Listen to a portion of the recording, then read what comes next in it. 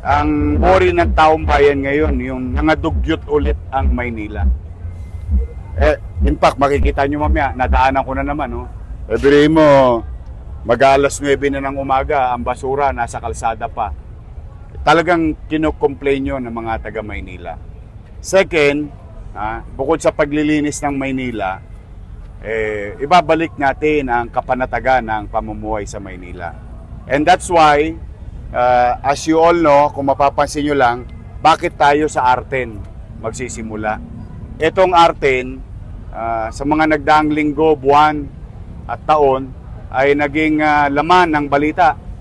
Dito nakita na parang walang gobyerno sa Maynila. Kaya muling natatakot ang mga nanay at tatay na baka mapahamak ang kanilang mga anak. Dahil yung mga Tolonges, nagbabalikan na sa Maynila. So, I told the people of Manila, pumanatag sila, may awan Diyos sa tulong nila, kami ni Chi at ang buong Yormes Choice, ibabalik natin ang kapanatagan sa lungsod ng Maynila.